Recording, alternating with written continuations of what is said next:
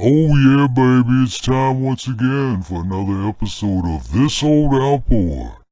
Last time on This Old Outboard, I never tried this before. The only thing I've done with this thing is crank it up a couple of times to test compression and spark.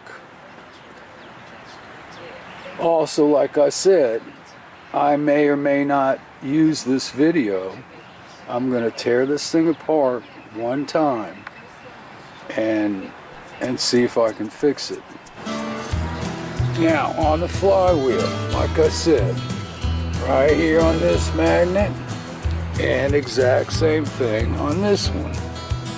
Now when I took this flywheel off, I never looked in there and inspected it or anything, and according to this, it's hitting on something.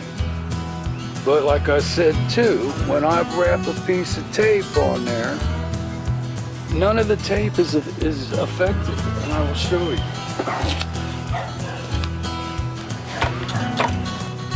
Alright.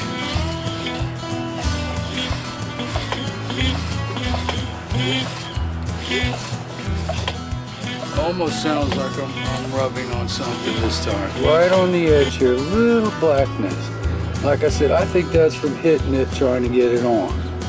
But nothing is scraped off. Let's come around this way. That looks perfect. A little point right there. A little point right there. This is perfect on the power pack. Now there's a little bit of scrapingness or dirt. And I mean, it doesn't look rubbed like that piece of metal in there. Now you see how much play is in here? I'm gonna get that play out. I would think it would be tearing the tape, right? But there is nothing there, in my opinion, other than a little dirty, and I think that's from trying to put it on. I mean, it's just ridiculous. So I'm gonna pull this damn thing off and tighten it down. Well, 1, 2, 3, 4, 5 screws, and I could not loosen one screw. And I do not want to ruin these screws. This is what you gotta go through, man. This is what you gotta go through. I can edit this video down, make it look like a cakewalk. But that ain't the real deal. Alright, so just shot it down. Some PB Blaster. I'm gonna leave it alone, let it soak for a while, come back to it. I can see on this damn thing in here, looks like it's been rubbing a little bit. Some weird spots. And this thing full of, I don't know what it is, grease and crap, and you know, is it part the crap from the coil and part grease? Just a major pain in the ass. If you need this much grease, I said it before, if you need that much grease, man, something ain't right. Well, here's the problem here. Here's two problems. This thing is cracked. Think you can see that. Cracked on that side and cracked over here, or starting to crack. Now, is that from me beating on this thing, or was it already cracked? This looks like almost like there's just too much play in this thing too. Can that be? Looks like a little high right here, but you probably can't see in the camera, but this edge is wore. This edge is really, like I said, it almost looks like a groove has been put in this thing. And that's a little hard to do with plastic. Alright, so I dug out my parts. And I've got one more ring here. And let me show you real quick the difference. Here's the old mount plate. that the brown ring was on. He cleaned it off. So I put the brown ring on the old plate here. I think you can see. I'll put my fingers in here and no play on this thing at all. No play. Okay. Put the white ring on here.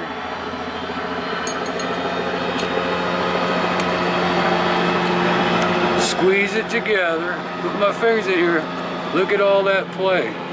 Up and down, up and down. So that's got to be the problem. Even though on that damn build I was doing, I swapped these things all around and it was crazy. So I'm going to put it back together with the brown one and see what the hell happens. Alright, so I got my greasy gun. And I'm just going to put a little dab on here. I may even probably should replace this plate with the other one. This one, like I said, it looks like it's got freaking grooves wore into it. This one has actually cut right into that white one. It just looks like grooves, but it's not. So that's what the hell is going on. And throw a little grease and a little bit here. Like I said, that grease that was on there before, you don't need that much grease. You're using that much grease, you better use some Brill cream. I need to look through my plates. I've got a few down there and see if I have new screws, because I've destroyed these screws. So let me see what I got. Alright, baby. Switched out 3 screws. So looking pretty good here. Back in business, I hope. Alright, she's on. Let me check my snugness here. And keep your fingers crossed, because I do not have time to mess with this thing. Alright, nice and smooth. The slop is cleaned up. Well, it looks like that's the fix. Hallelujah, baby. Wow. Now, the last time, like I said in that other video on those builds, when I was tearing apart that damn 82, 83, and then, you know, that black power head, and had no clue what year it was.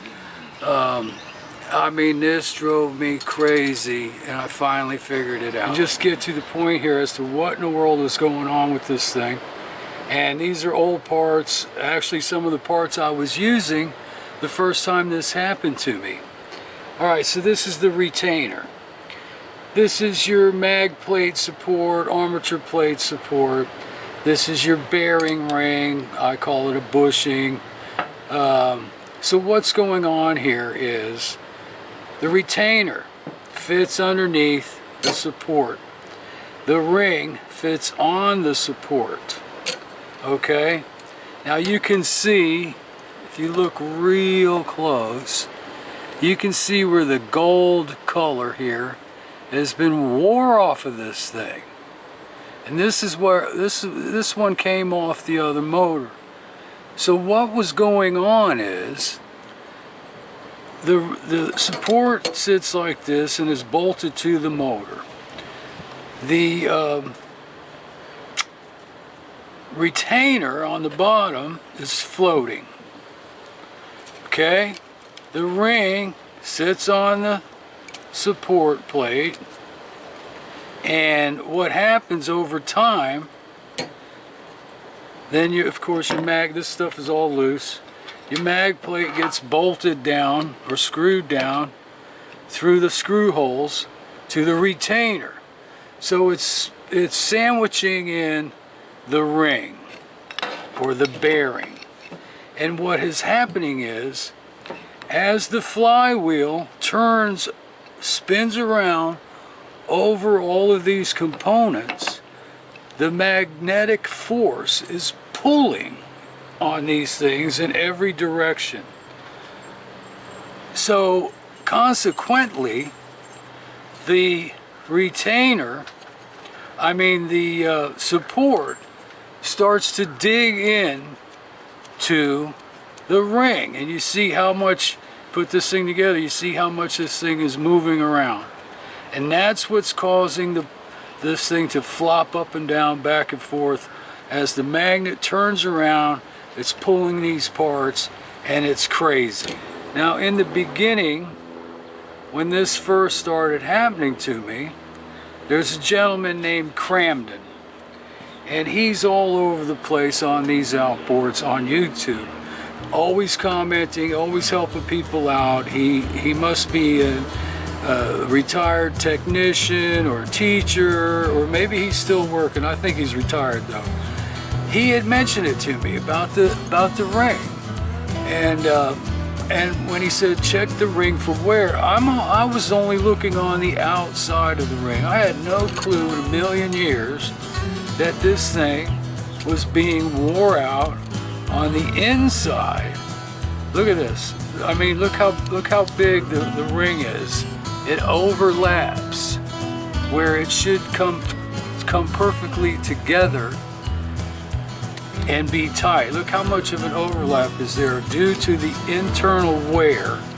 And right here's your first sign where all the gold is wore off, and it almost looks like a groove. You can run your fingernail over it, which I did in the video, and see that there's not an actual groove, but it is wore.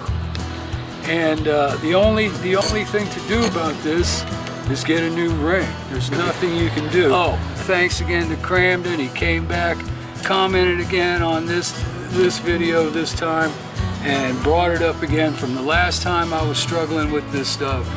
And we went through everything again, but I had already figured it out. And once again, he's just a gold mine of information. It's unbelievable. I'll tell you, if it wasn't for him on that 30 horse Johnson, I'd probably still be out here trying to figure out what happened to my motor. All right, check it out, baby. Thanks. That's just the stuff you got to put up with if you want to deal with these outboards. You never know what's going to happen next, baby. All right, let's get this puppy cleaned up.